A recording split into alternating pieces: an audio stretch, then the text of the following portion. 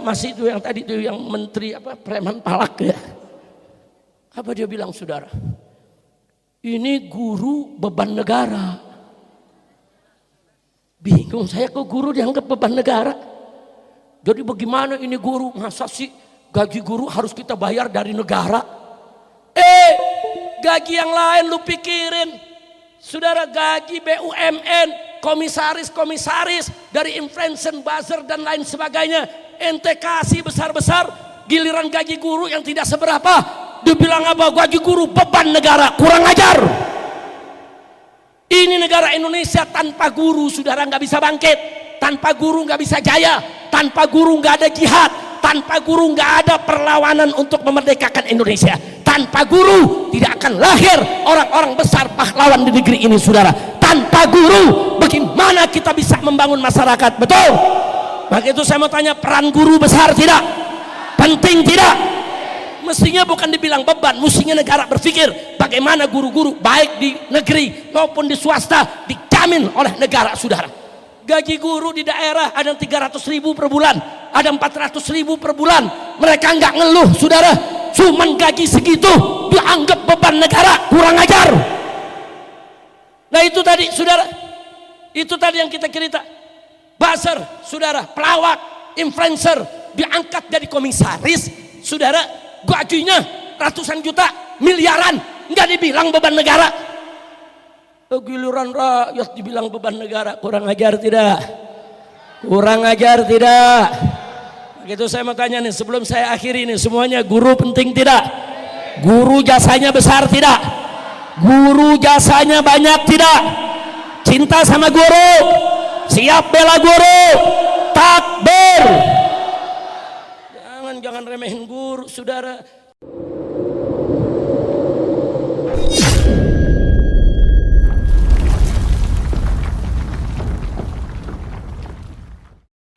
Hati-hati Pak, Bu, ada orang kerja jadi pegawai, gajinya udah kena pajak. Nah dari gaji itu dia beli rumah, kena pajak lagi. Nah, nanti dari duit yang tadi dia udah kena pajak saudara, mau belanja di toko, di market, kena pajak lagi. Jadi semua apa yang kita kerjain semua kena pajak. Udah gitu pajaknya nggak tanggung-tanggung saudara. Ada pajak yang 11%, 12%, 15% saudara. Allah subhanahu wa ta'ala maha adil, rauf dan rahim terhadap hamba-hambanya. Mari kita lihat. Allah subhanahu wa ta'ala yang menciptakan kita saudara. Yang memberikan kekayaan kepada kita. Zakat harta yang kita diwajibkan hanya 2,5%. Subhanallah, itu pun hanya yang mencapai nisab dan haul saudara. Orang miskin nggak ada kena zakat saudara. Orang miskin nggak kena zakat kecuali zakat fitrah, itu pun kalau ada kelebihan makan di malam takbiran saudara. Adil tidak Allah? Adil tidak Allah? Cuman 2,5%. Ini negara saudara, gaji kita enggak, bayar kita enggak, minta pajak 12%. Udah gitu berkali-kali saudara, bukan hanya sekali, gaji dipajakin, beli rumah dipajakin, beli baju dipajakin, berkali-kali kita bayar pajak. Apa? Dalam Islam saudara, kalau orang ternak kambing atau ternak sapi saudara, dia kena zakat peternakan. Begitu dia kena zakat peternakan, besoknya sapi-sapi dia jual, dia nggak kena lagi zakat perdagangan. Tidak ada dua zakat dalam satu objek saudara. Subhanallah, indah tidak Islam? Orang punya saudara peternakan ikan, dalam mazhab Syafi'i zakat ikan nggak ada saudara. Tapi begitu ikannya dijual, dia kena zakat perniagaan. Orang piara ayam, dalam mazhab Syafi'i zakat ayam nggak ada. Tapi kalau ayamnya dijual, dia kena zakat perdagangan. Artinya apa? Nggak ada dua zakat dalam satu barang saudara. Cukup satu kali dibayar zakat tahun itu selesai. Ini pajak enggak berkali-kali. Semuanya kita dipajakin, saudara. Ini ada apa sampai kita beli kuota internet tetap kena pajak? Semua kerjaan kita dipajakin, saudara. Ibn Khaldun, saudara, rahimahullahu taala mengatakan, saudara, beliau seorang ahli filosofi dalam bidang sosial politik. Beliau katakan, kalau udah suatu negara hidupnya bergantung dari pajak, saudara, itu tanda-tanda negara tersebut bangkrut. Nah, jadi walaupun pemerintah nggak ngaku, banyaknya pajak itu menunjukkan bangkrut, saudara. Nah, sekarang kita sebut pengusaha lah, pengusaha pribumi, saudara. Berapa sih usahanya? Nggak sampai triliun-triliunan, paling-paling ratusan juta atau ratusan miliar, saudara. Nah, sekarang dia bikin usaha, saudara. Nah, begitu dia beli tanahnya kena pajak. Dia belikin bangunannya kena pajak. Nanti begitu dia jual itu rumahnya sama pembeli kena pajak lagi tuh, pajak penjualan. Pajak tanah lain, pajak bangun rumah lain, izin IMB lain, amdalnya lain, semua kena pajak, saudara. Ujung-ujungnya, saudara, begitu dia dapat, saudara, untung, saudara, katakan 15 miliar. Untungnya cuma 15 miliar.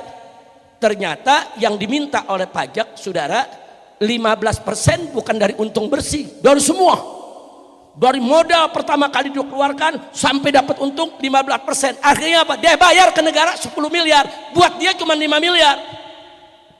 Bagaimana mau maju para pengusaha kita? Bagaimana mau maju, saudara, para pengusaha pribumi?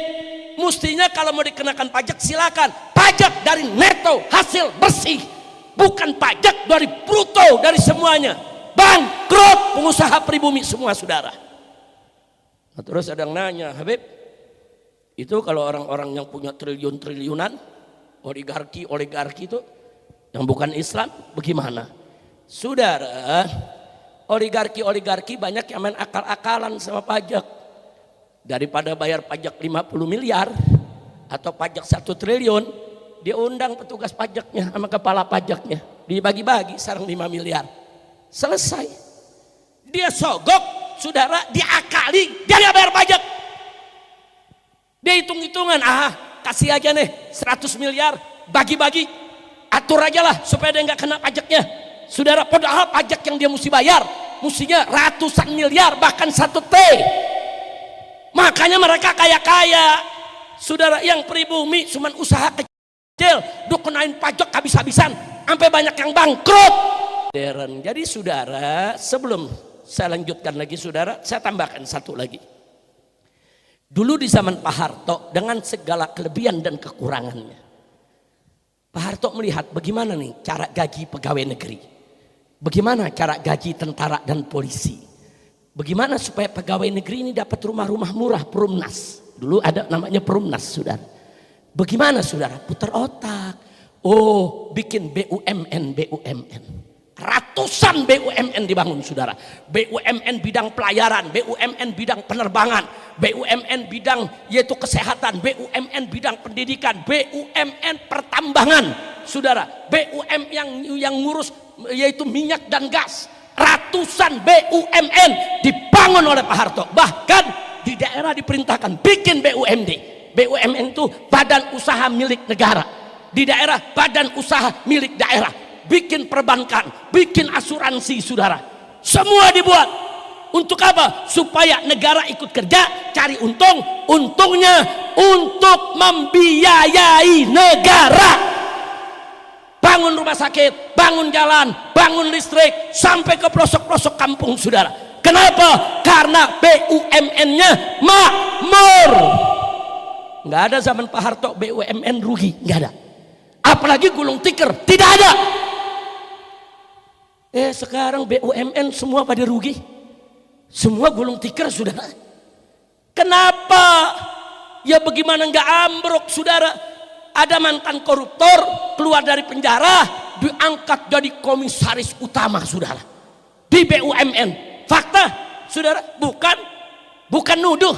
Itu si Ahok, saudara. di penjara 2 tahun, keluar diangkat jadi komisaris utama Pertamina, gajinya lebih dari 300 juta per bulan. Itu baru satu tuh cerita.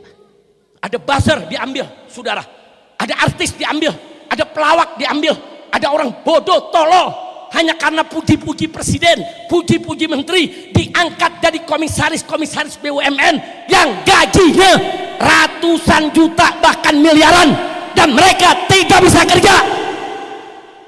Makanya apa yang terjadi sekarang? Pertamina rugi, saudara, Asabri rugi, Jiwasraya rugi, semua rugi, saudara. Bukan rugi saja, bangkrut. Garuda yang dulu nggak pernah rugi, saudara, penerbangan, sekarang rugi, udah mau dijual kok Garuda.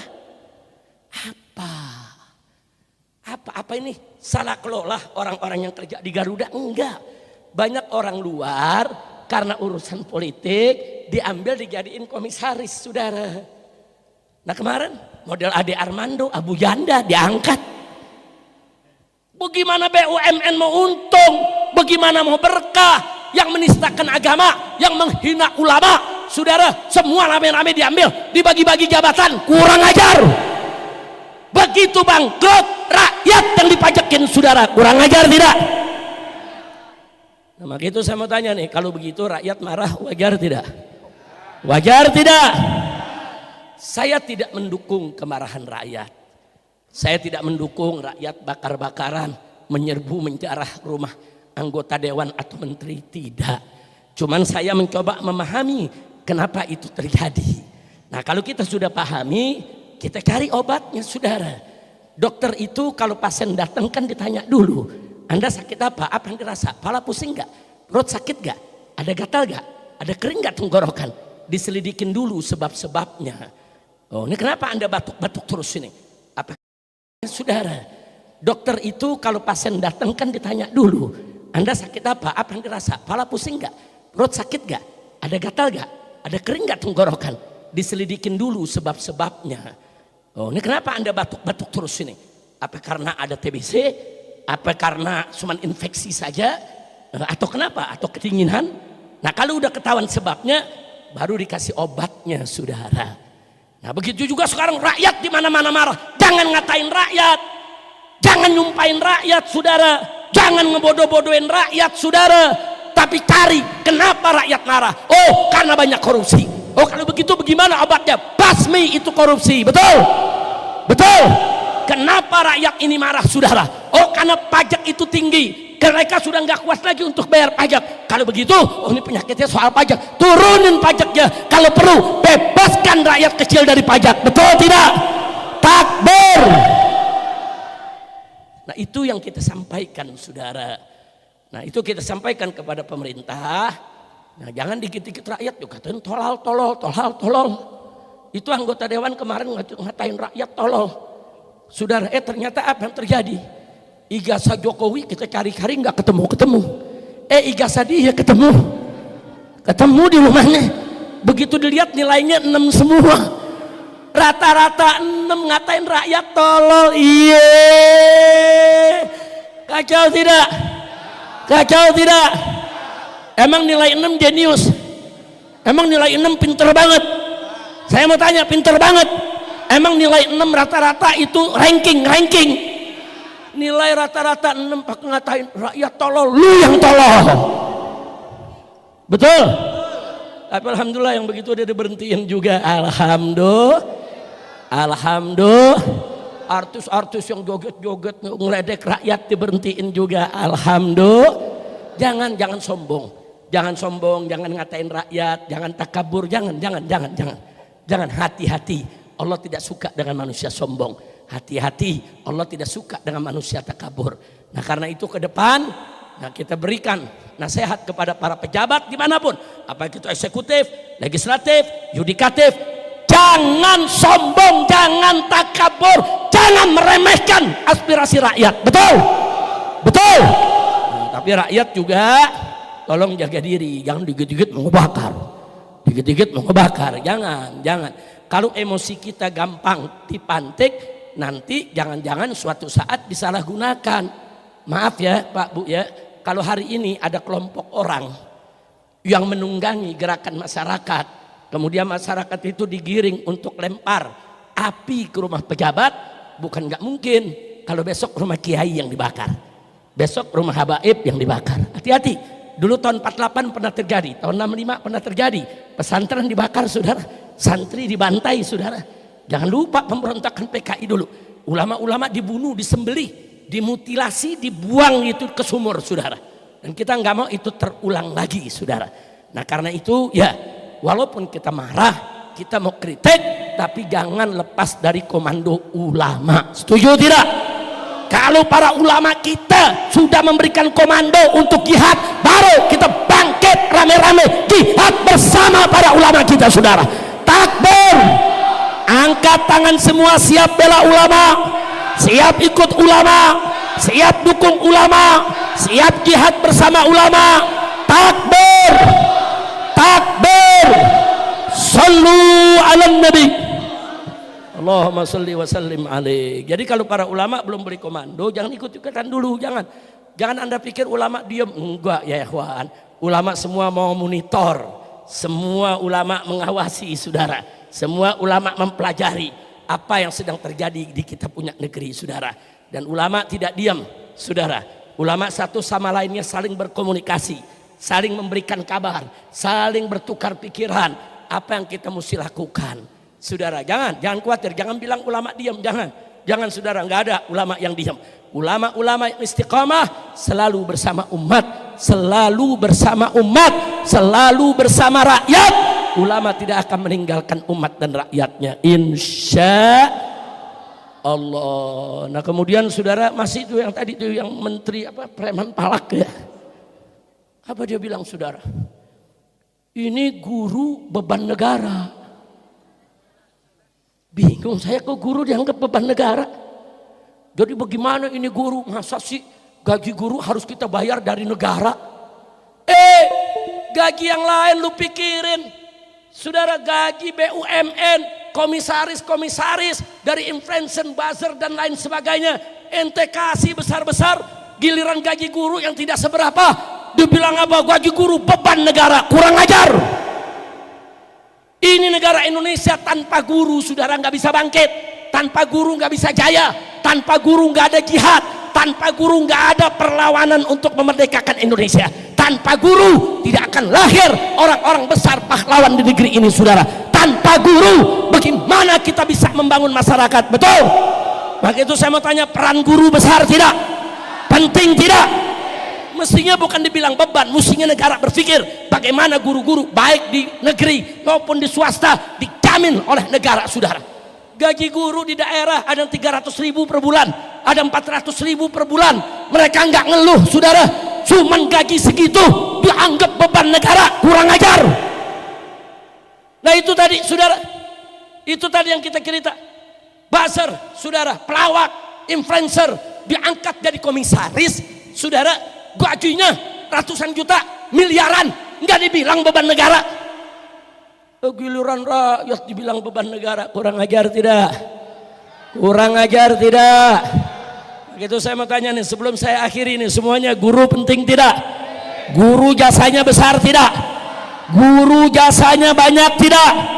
Cinta sama guru, siap bela guru, takbir. Jangan remehin guru saudara. Guru-guru di daerah Pak, apalagi di pedalaman, guru-guru di pedalaman, Anda tahu saudara, ada yang gajinya masih 200.000 per bulan saudara. Ada yang jalan kaki, ada yang nyebrang sungai saudara, tapi dia rela dia ngajar, enggak, dia enggak ngeluh, dia senang ketemu muridnya. Betul? Betul? Nah, sekarang saya mau tanya, berarti jasa guru besar tidak? Nah kalau pemerintah memperhatikan mereka saudara, perlu tidak? Harus tidak? Lah kok dibilang beban negara? Kurang ajar saudara. Udah guru nggak diperhatikan dibilang beban negara. Guru bukan beban negara. Beban negara tuh influencer, buzzer saudara, yang digaji miliar-miliaran, yang nggak ada gunanya buat bangsa dan negara saudara. Itu mereka beban negara. Betul? Itu koruptor yang korupsi triliun-triliunan, yang korupsi ratusan miliar, itu beban negara. Betul?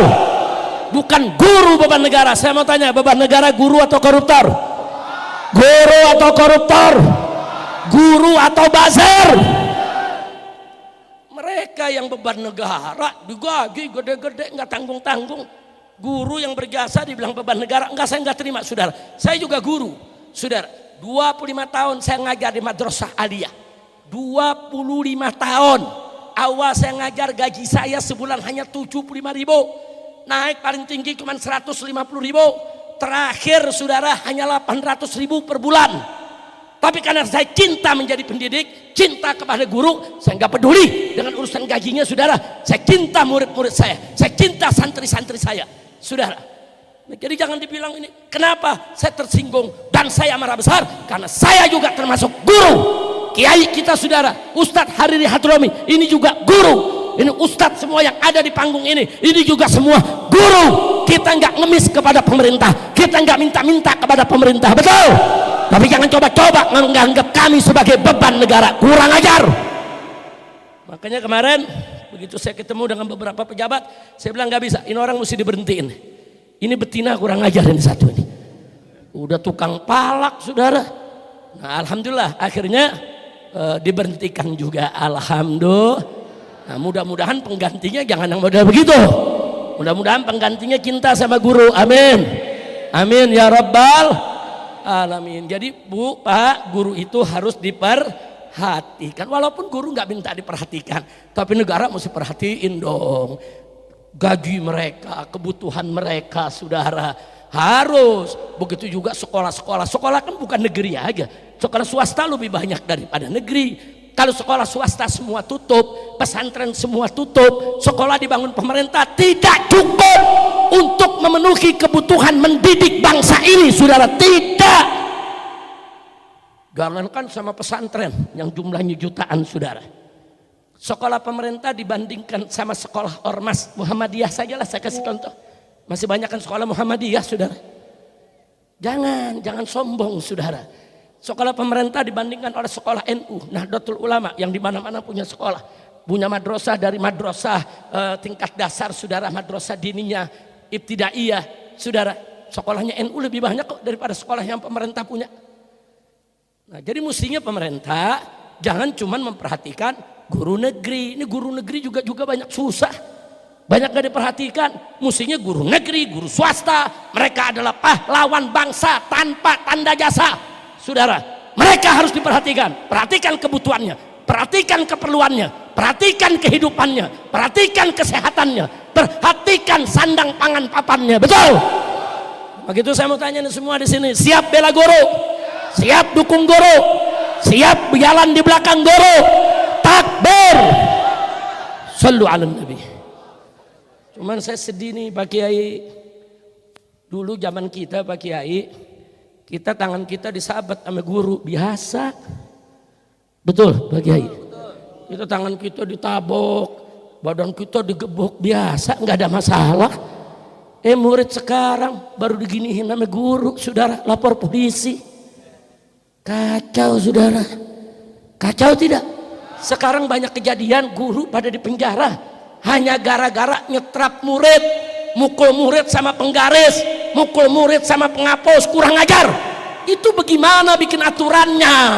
Makanya anggota dewan, saudara, pemerintah kalau bikin aturan yang melindungi para guru. Kecuali kalau guru ngebunuh murid, mencelakai murid, itu lain pasalnya, saudara. Tapi kalau guru menyetrap murid, tangan disabet, saudara. Saya dulu lagi belajar sama guru saya, ditabok nggak ada masalah, saudara. Ditendang kaki saya nggak ada masalah. Saya diminta begini 2 tangan, diselepet dengan penggaris, sakit, merah, nggak ada masalah, saudara.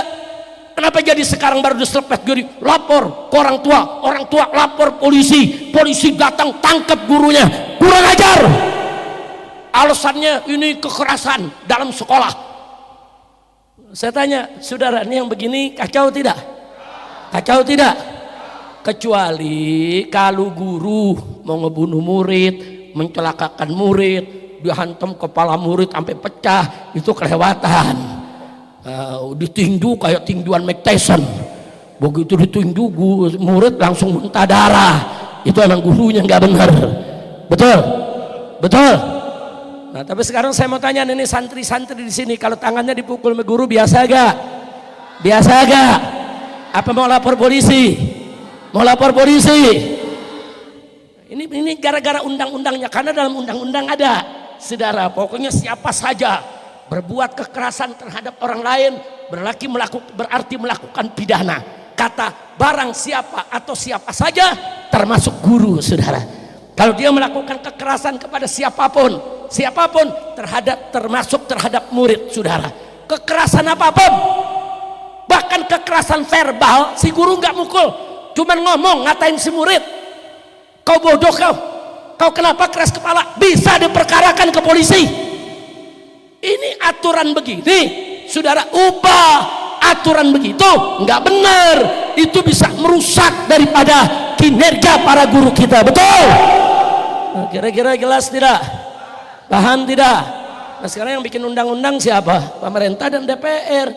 Nah, undang-undang yang begitu bikin, kecuali ada pengecualian, kecuali guru di kelas yang sedang mendidik anaknya, selama tidak memukul yang melukai, atau selama pukulannya tidak di tempat wilayah yang fatal, saudara. Begitu dong.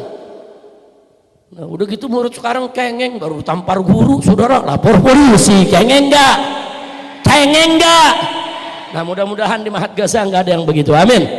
Amin ya rabbal alamin. Nah, baiklah ya ikhwan, kembali kepada pembicaraan kita tadi, bahwa Nabi yang kita peringati maulidnya pada malam hari ini adalah Nabi yang rahmatan lil alamin, Nabi yang memiliki ala khuluqin azim, dan Nabi yang wajib untuk kita taati. Bahkan dalam satu ayat Allah menyatakan mayyuti'ir rasul faqad ata Allah.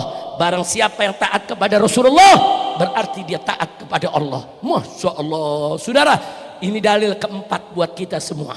Dengan ayat ini, saudara, menunjukkan kepada kita bahwa Nabi sempurna. Kenapa? Taat kepada Rasul sama dengan taat kepada Allah. Kalau Nabi tidak sempurna, mustahil. Taat kepada orang yang tidak sempurna sama dengan taat kepada Allah, mustahil. Kalau kita dikatakan taat kepada Rasul sama dengan taat kepada Allah, berarti Rasulnya sempurna, tanpa cacat, tanpa celah. Itulah Nabi kita Sayyiduna Muhammad Sallallahu Alaihi Wasallam. Sampai di sini jelas semua? Nah, baik, sebagai penutup saya mau tanya nih semua nih, kalau besok Bapak Presiden ngajak kita perang lawan korupsi, setuju tidak? Setuju tidak? Betul? Betul? Ini Indonesia bangkrut karena subsidi atau korupsi? Indonesia bangkrut karena luasnya negeri atau korupsi? Yakin? Siapin gesida anti korupsi. Sekarang saya mau tanya lagi nih semua, saudara, ini BBM naik akibat apa? Korupsi, saudara. BUMN ambruk akibat apa? Sekolah mahal akibat apa? Rumah sakit antri akibat apa? Rakyat susah makin susah akibat apa? Miskin makin miskin akibat apa? Jawab yang kompak, akibat apa? Akibat apa? Nah, sekarang saya minta, saya punya menantu Habib Muhammad bin Hadi dan Habib Hussein. Ada mic di sini dua lagi.